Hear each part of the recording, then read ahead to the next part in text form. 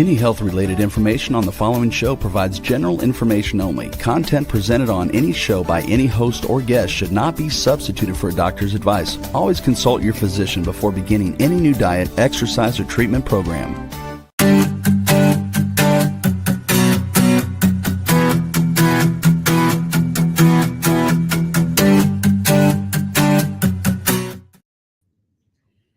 Hello, welcome to Love Your Body, Love Your Life. My name is Jenna. I'm the host of the podcast. I'm also the author of the book titled Love Your Body, Love Your Life, 52 Tips That Will Radically Change Your Health. You can find my book on Amazon and on barnesandnoble.com. And I am just going to preface the show that if you're watching this live, I really apologize for the delay in the video. I have not been live, you guys, in 2-3 weeks or something because of this reason. And I literally just got my modem, my brand new modem, sent to me like 10 minutes before going live today. So if for whatever reason I freeze, we're probably just going to cut the show. But if it just continues on with this little delay, then please just continue to listen on audio because I will continue to talk, although you won't be able to see me. So with that all said, welcome to the show, you guys. I'm happy to be back live. I do love doing the show live. It's just this little technical issue that I have to get over. And this kind of podcast is a little bit different because it's live and it's not pre-recorded. So we can't just pre-record this and then edit it or anything like that. So it's a little bit different of a platform, I guess, which I love. You know, gives me the, what do I want to say? Like, I'm always very on my toes to do the show live because there is no editing here. So, so today's topic is just a summertime catch up with me. I've been doing the show solo by myself more than ever this year. Since I started the podcast back in 2019, I've been doing more solo episodes. So it's a summertime catch up. And also I want to get into the topic of trusting the unknown. And today I'm going to open up and be a little bit more vulnerable than I've ever been on the show. I'm just going to talk a little bit more about my personal life in terms of that topic of trusting the unknown. So we'll get into that in a bit. But in terms of summertime so far, it's been interesting. It's been fun, and it's been I'd say, what do I want to say? Well, I feel like we really do have the power to create our own reality and our own destiny, right? So what I have decided to do is to place myself back into the music studio and record another original song and one more cover song, which I'm super duper excited about. I'm calling it my little summer project. And I'm just happy about it, you guys. I love singing and I love recording music. I mean, I love singing in my house. I have a microphone. I have a little setup. I have a piano. I have some guitars. I have my own little music room that I can just sing my heart out in. So it's definitely different when I'm in the music studio and I'm actually working on a project, but I feel like it, makes me a better singer and a better artist in general, because I have to really be present with the piece of art that I am creating. The piece that comes really simple to me is the writing of the lyrics. So I definitely would consider myself a poet / lyricist. That piece actually comes really easy to me. I'm definitely a writer. I just announced I'm an author of a book. And I just feel like I can get lost in in journaling my feelings, and I'm actually better at, I feel, expressing my feelings in written form because, well, number one, because I feel like nobody's going to read it. And I can just say whatever I want. And number two, because I feel like I can just use my imagination and just go wherever I want to go and just create this song, I guess, or this poem. And I kind of know what I'm talking about, and the reader will just interpret it however they want to read it, however they want to interpret it, or the person that is listening to my song. So that's kind of a little update for me, my little summer project. I've been doing a lot more coaching with women. I've announced on the show that I am definitely pivoting this year into more of women's coaching. It's basically a therapy session with energy work is the best way that I can describe it in layman's terms. And the theme, I guess, that's been coming up with women is a lot of inner child healing, which doesn't surprise me because that was kind of my big epiphany when I healed my inner child. I actually started writing more, and poems started to just kind of fall out of me more, and I found more of my true authentic voice. So it doesn't surprise me that I'm attracting women that need inner child healing, that have family dynamics that have been hard, and they want a different perspective on the family dynamics. And that's kind of one of my genius points, if I could be honest, is hearing somebody and knowing where their trauma lies and why it lies there, and how I can give them a totally different perspective on their own trauma and their own situations, so they're not caught in victimhood. Okay, because when we're caught in victimhood with our trauma, then we can't create. I just said, when I started the show, I do feel like we are definitely the creators of our own life.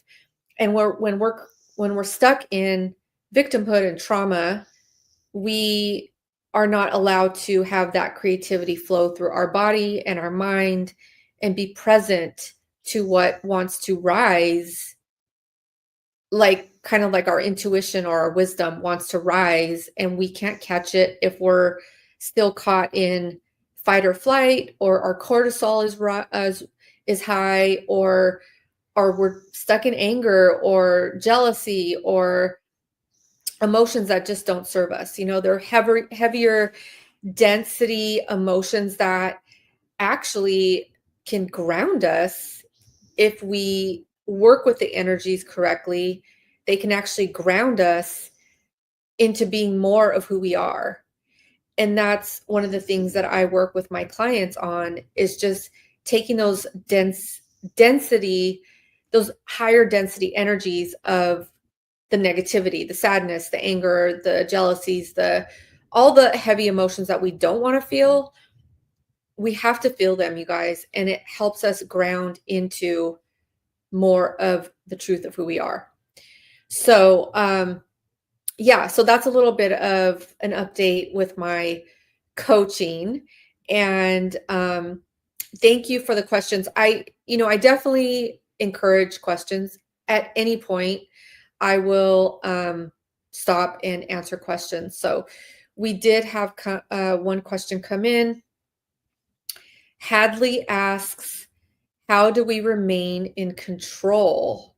Okay, so I feel like your question, Hadley, I mean, it's really broad because I don't have context around what you mean by in control.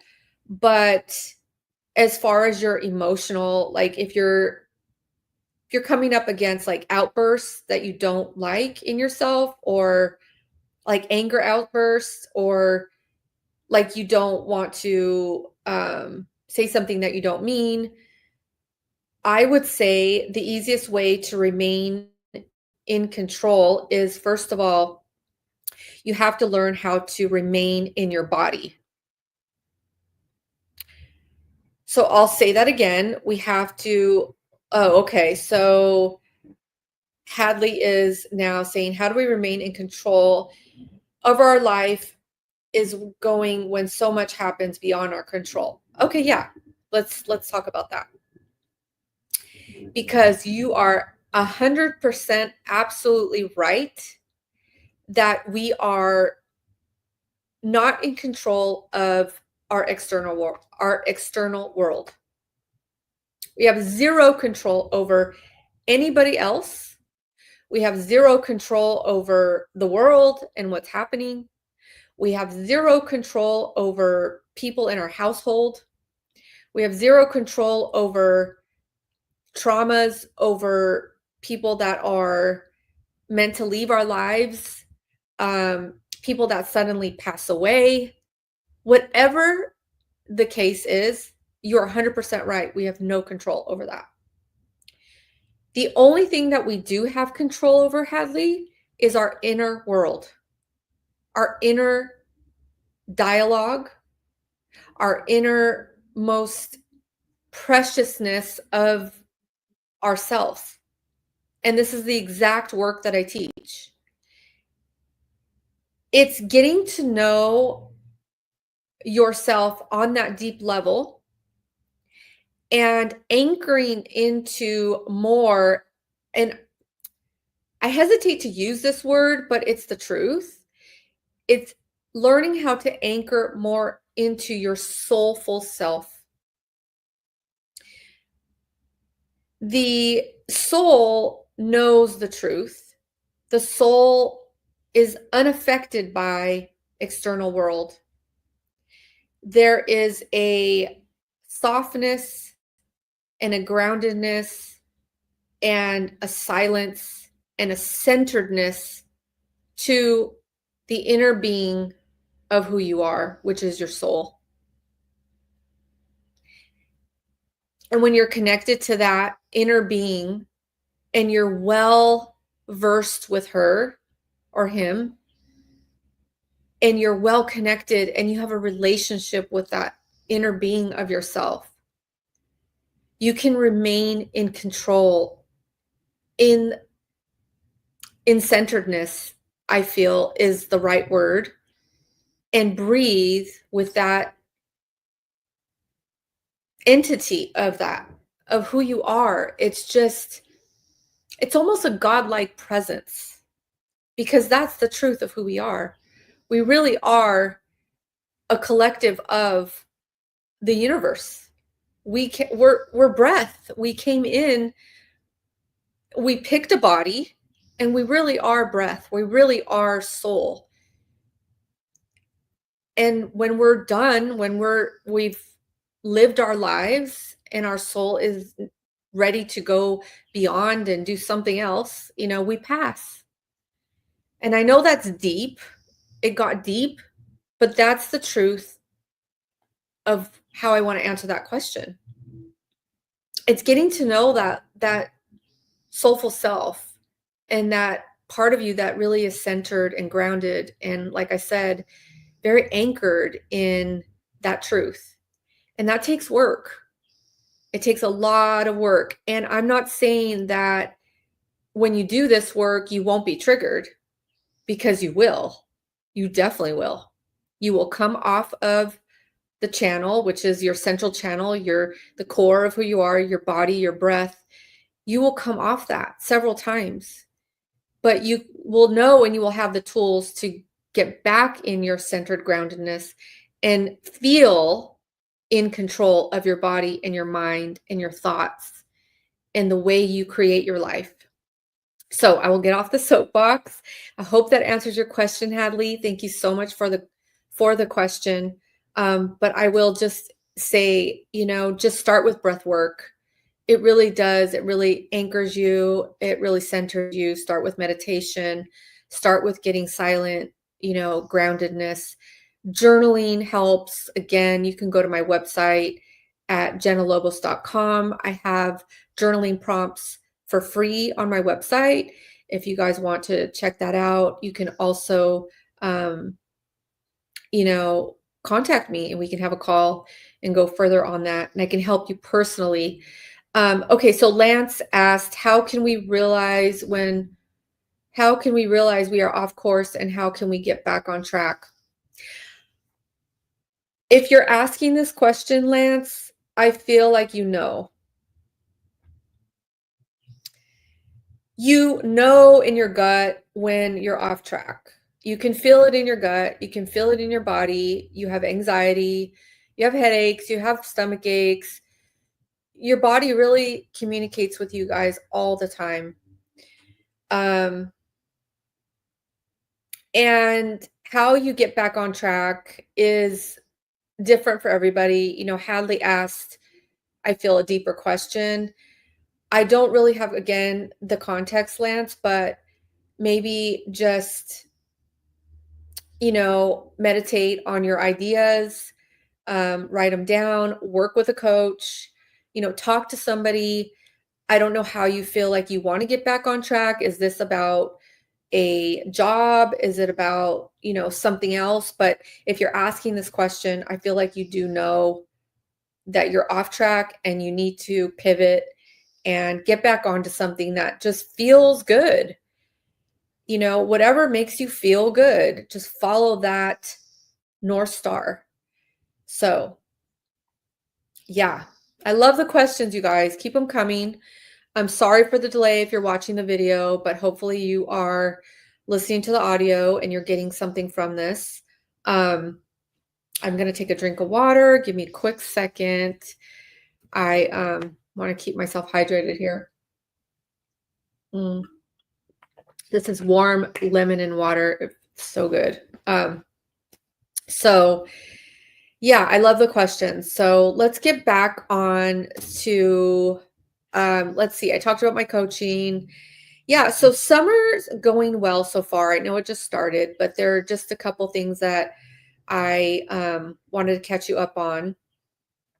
And I feel like the topic of trusting the unknown will help Hadley and Lance with their questions too.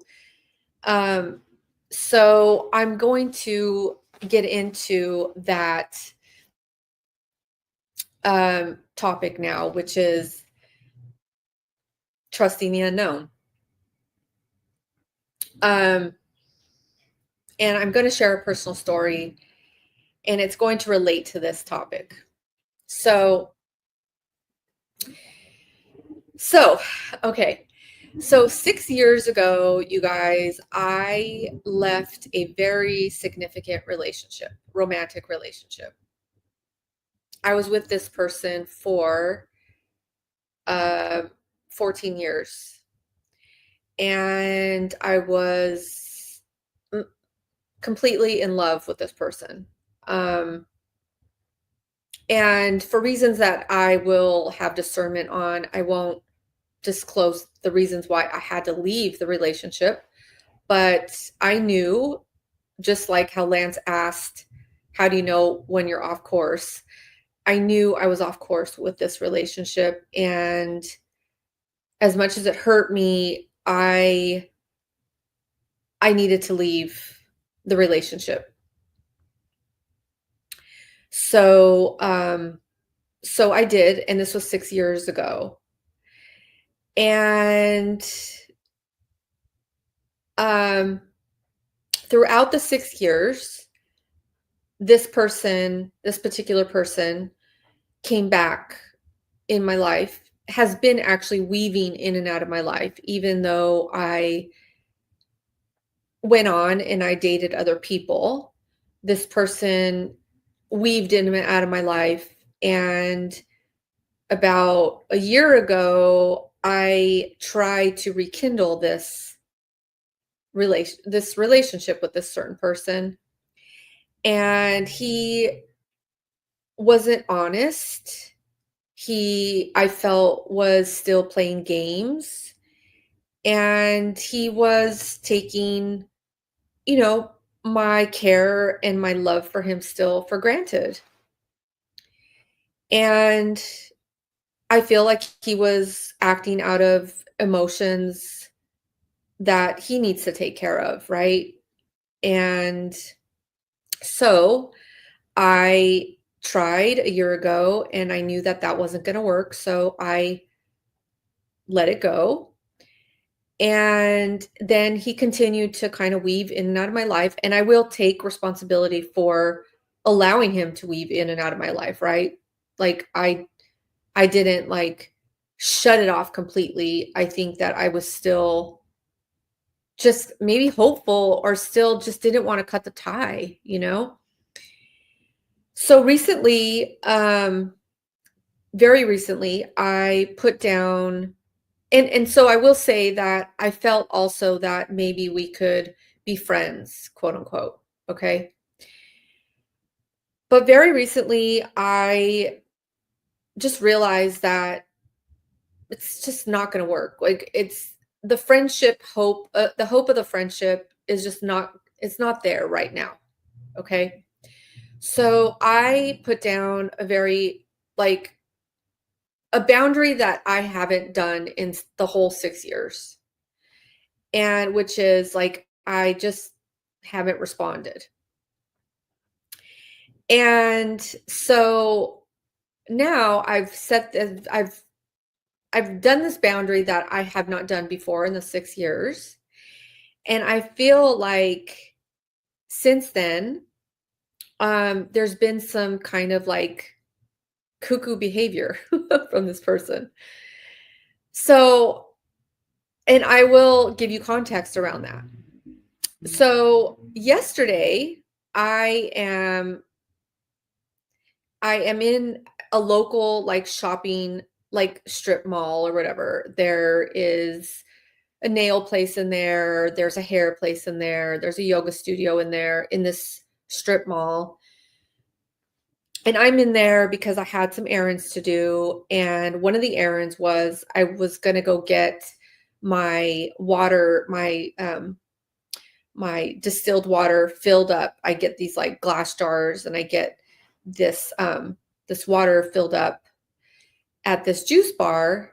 And I'm in the juice bar with all my bottles of water and they're heavy, right? They're like glass and they're heavy when the water is filled up.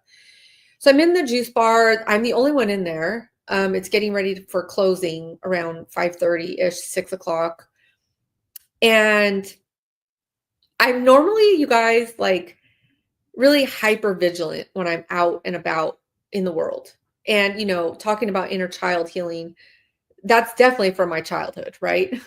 I'm like always watching my back. I'm hyper vigilant. I just am. I'm just naturally always like watching out to see who's behind me, who's it like it's just a natural thing that I do.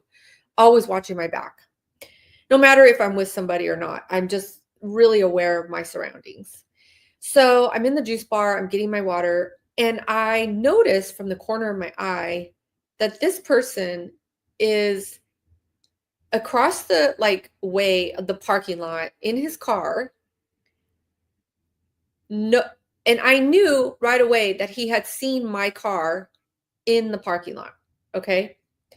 And I was like, oh my goodness. He noticed my car and now he's going to hang out and wait until I go to my car. And then he's going to either come up to me or, you know, obviously drive up to my car or whatever. And mind you, I'm trying not to have any communication with him. There's nothing else to talk about, right? I've said my piece. I feel like there's, you know, care there in this relationship, but it's like I need to move on. Like we need to like really allow each other to move on and heal our hearts. Like let's do this, you know? So anyways, and I'll get to your questions, you guys, I promise. So let me just finish my story and then, you know, I'll get to your questions. So anyway, so I leave the juice bar with my waters and I'm already like anxious inside because I'm like, okay, what the F am I going to do? Right. I have to leave the parking lot. I don't want to run into him. So what am I going to do? So I get in my car, put my waters in my car, get in my car, and I'm looking at the rearview mirror, and he's literally, because he had parked his car and was waiting for me to leave the juice bar. And now he sees me in my car. So he turned on his car, getting ready to drive. So I'm looking at him from the rearview mirror, and I can see he's just literally idled there waiting for me to pull out. So to go home, which he knows where I live, okay? So to go home, I would have backed up my car and made a left. And he would have literally come right there. His plan was just to come right there and just see me. And so what I did, and I was laughing, obviously, I was giggling to myself. Yeah, I know it is stalker behavior. So I literally, what I did was I backed up my car, and instead of going left, I went right. And like, I have to giggle, you guys, because I'm like, inside, I'm like, I had anxiety, like, that feeling, like the fight or flight, it came back. So I'm like, have anxiety. I'm like, okay, I'm going to make a right to throw him off. So I made a right, and I'm going around like this other back, like, way. I still have to go out a certain way, right? So I still have to drive back by his car, but I needed to throw him off a little bit. So I went and I parked like in this corner area for a little bit. And I thought, okay, what am I going to do? What am I going to do? So I put my headset on, like I was on the phone, my iPods or whatever. Like I was going to pretend I was on the phone. So I did, and I had my sunglasses on, and I just thought, okay, I got to get home. And I drove, and he was waiting there, like in his car. And I just drove. I didn't look. I had my glasses on. I just didn't even look to the left where he was. I drove straight, and, obviously made it out of the parking lot. I make a left to go on the main street to go home. And I mean, the behavior, you guys, I mean, come on. He booked it, made a U-turn, went on the other side of the street in order for me to kind of see him as I'm going straight to go home, and he's kind of coming this way. I mean, like, what is that, right? Like, okay, so my point, right? What is my point in all of this? Well, I have two. One is I will never understand really why men can behave a certain way in the relationship. When you're in a relationship with a man who knows they have a good thing in front of them, or vice versa. I mean, I'm sure women do this same behavior too, but obviously I'm a female, so I need to talk from my perspective. I will never understand why a man sees what they have in front of him and can act a certain way when they're in the relationship, meaning they can disrespect you, they can treat you with bad behavior, they can act cocky, and then when you are fed up with it, they can say, I'm sorry, blah, blah, blah, whatever it is. That's my first point. I will never understand this. And mind you guys, this is 6 years later. 6 years later after the relationship ended. I can see this behavior happening when we first ended it, or when I first ended it. I kind of see this kind of behavior then. But he actually went the opposite way. If I got into that, you guys would be like floored, okay, about what he did when we first ended the relationship. Obviously, I went through all the grief emotions. I was sad, I was angry, I was devastated. I went through all those emotions in the beginning. Thank God, because now 6 years later, I feel stronger, you know?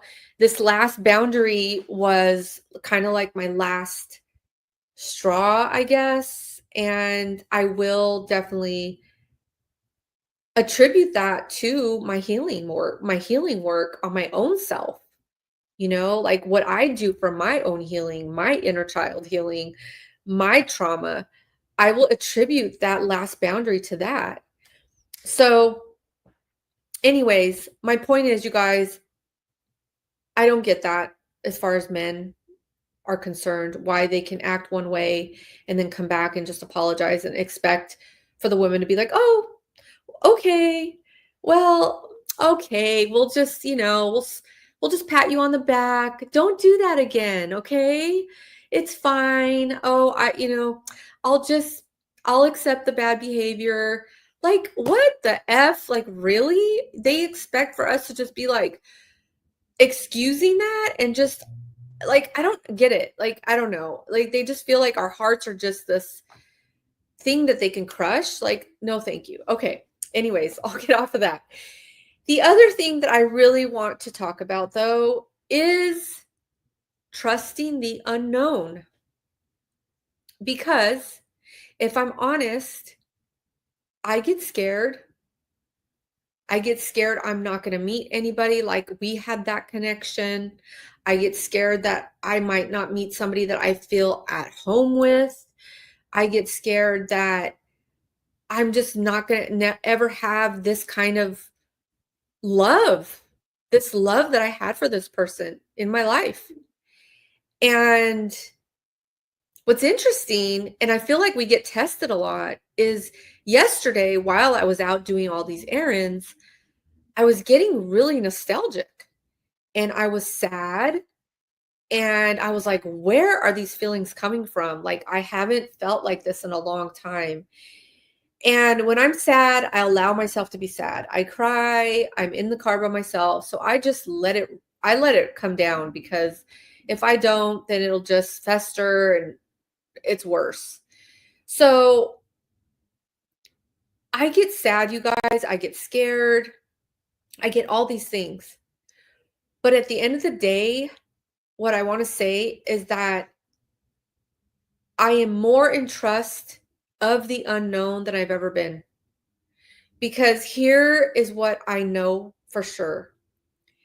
And this is what I want to encourage you guys to do. If you're in a relationship, or if you're in a job, or if you're in just a situation where the unknown is needed, but you know that the unknown is more truthful to you in your heart than the familiar is, like a familiar relationship or a familiar job or just a familiarity of where you know in your heart and gut it doesn't feel right anymore, and the unknown is more truthful, it's scarier, but it's the truth, then I wholeheartedly encourage you to trust that truth. Because here's what happens when we are in something that is not our truth. Our body is there, but our mind is not. So I'll give you an example. If I were to go back to this familiarity in this relationship, because let's face it, I was with him for 14 years. It's familiar, it's comfortable. But will I ever trust it? Will my mind really be present with trusting this person after all this behavior that I've seen? The answer is no. So I could be there physically, but my mind would never be there. My mind would never be able to relax. So that is a disconnect. And that's the thing that I really want to talk to you guys about and just encourage you, is we never want our body and our mind to be disconnected. And that's with anything. That's with a job. That's with a relationship. That's even with exercise, you guys. You know, you know how, like, you're exercising and, like, your mind's somewhere else, or you're, like, you put on this loud music because you just wanna get through the exercise? I can tell you right now that if you were just present with your body for less time, for 10, 15 minutes, you would get more out of that exercise than you would 2 hours. Because just, again, Hadley's question and the way I answered it, your body wants you to be present with it. It wants you to just be in love with your soul and your internal self. And when we are connected, mind, body, spirit, we're whole.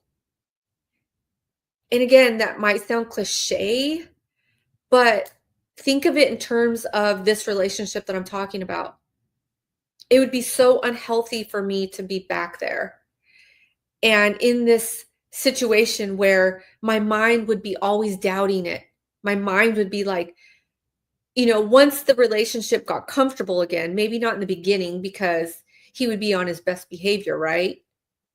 But once the relationship got comfortable again, my mind would probably start doubting it again, questioning it.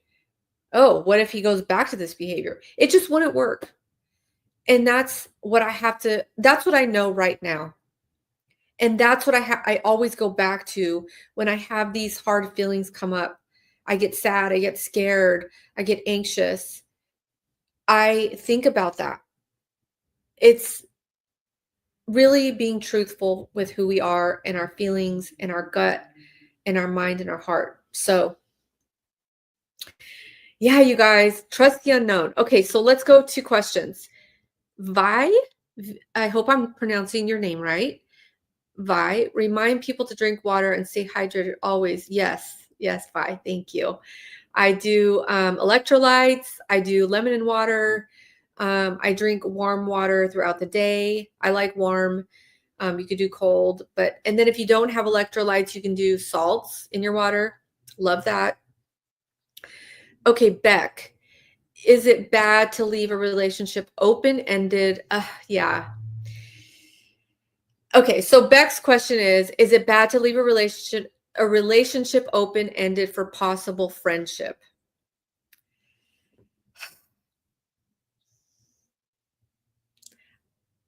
I don't know your personal situation. I just opened up and I shared with you my experience. I feel like this specific person for me, we could probably get to a friendship down the line. But right now, because we're both healing on some levels, obviously he's just now feeling the effects of our breakup, which was 6 years ago. So he's hurting and dealing with heartbreak on a different level than I am because I dealt with those emotions in the beginning. So right now I feel like we're not even like emotionally aligned to be friends, if that makes any sense, because he wants more. But I feel like down the line we could probably get there because I do feel like there is definitely care there on both of our sides. Like I care for him and he cares for me, like on a big picture, humanity like I'm talking about like humanity, like I care for his person. I care for what happens to him. And I'm sure he cares for me and what happens to me. So to answer your question, Beck, I feel like it's a personal decision, but just make sure that you're both really truthful and honest with where you're at emotionally. So Sel asked, are we talking stalker with his behavior? Yeah. I think I kind of chuckled in between my storytelling, Sel, that it felt like that yesterday. Come on. He was literally waiting for me and I saw him from the juice bar like literally parked waiting for me. Like he put his hat on. I was like, oh my gosh, like thank God for my hypervigilance, right? That I noticed it, or else I would have been totally just surprised. So, okay, Neil, do you think he is trying to be a friend or is he looking to get back? Well, he's he said to me very I mean through a lot of messages that he wants the relationship back. So, I can assume right now that where he's at, he wants the relationship back. And if you listen to my whole story, I tried, I did try because, like I said, there was a lot of love there. But there was no change. And I feel like when I did try seriously about a year and a half ago now, that was kind of his window then to really profess what he's talking about now. So again, that's the timeline. I just don't get it. I don't get it. Like I just won't understand that why men need and listen, I'm not discarding men. I really want you guys to any men that are listening, I am not at all putting down men. I think you guys are great. I think we don't, as women, give you enough credit. I think you're very intuitive and you're almost like, you kind of almost know us better than we know you, if that makes any sense. I feel like men really study women and make they're slower to make big decisions as far as like a committed relationship, marriage, all of that. And so I feel like please don't feel like I am putting down men in any sort of any sense at all because I respect you guys. And yeah. So, but in my case and what I have experienced, I've never had a relationship where, yeah, well, yeah, maybe in the beginning they treated me really, really good with respect and it was a good time. Obviously, there was a honeymoon stage, and then even after the honeymoon stage, there was still respect and love and care and good behavior. But in my case, I have not experienced a sustainability, I guess, in that. So I am trusting the unknown. So what else, you guys? Is there any other questions? I feel like um, I really opened up here. Okay, Vi, actions speak louder than words. Absolutely, Vi. Yeah, they do. Absolutely. Yeah, that's another thing that we have to be careful as women and men. Women can talk too. I've met women that have those behaviors, manipulative behaviors, and I'm definitely not one of them. I don't know how people operate like that. I really don't. I don't know how they sleep at night. Um I just I've never been that person. So, yeah, thank you. Watching actions rather than words. Um and that's what I did, a year and a half ago. I saw his actions and again, I feel like I've been a little bit naive a little bit in relationships again because of my childhood and the way I was raised. Um so I tend to like give people the benefit of the doubt and I love love so much that I want to believe in it and I've gotten hurt. So does he listen? Dana called in or wrote in, said, does he listen to the show? Do you think he might get the hint and change his behavior knowing how you feel? I thought about that, Dana, when I was thinking about sharing the story. I thought he might be listening to the show. I don't know. But I'm talking my truth. I'm speaking my truth. And thank you for the content if you are listening to the show because it just tied right into what I was wanting to talk about today, which was trusting the unknown. And the second part of the question, do you think he might? Like I said, Dana, I feel like as much as I would want to believe that he would change, I think for me, again, I go down the line in my mind of when the relationship would get comfortable, and that's when I would probably become less trusting and less just feeling safe. Yeah. Yeah, that's what I'm trying to get at. Feeling safe in the relationship. Because here's the thing. Right now, I think he thinks this is what I want. I want you back. I want the relationship back, blah, blah. But again, like when we were in our 10-year relationship, when he got comfortable, things changed. So, but here's the thing. Let's say hypothetically, I gave him this, whatever, fifth effing chance. And down the line, he got comfortable again. It's like he doesn't even know down the line how he's going to feel when he gets comfortable. Do you understand what I'm saying? Like, he thinks he knows how he feels now, but he doesn't know how he's going to feel once he gets comfortable down the line. And that's where I go in my mind. Like, yeah, you know, and you think you know what you want now, but down the line when it's, hunky dory and I'm all in again, and you're feeling more safe, then is your ego going to need stroking out in the real world? You know what I'm saying, from other women? And I think that's where I go.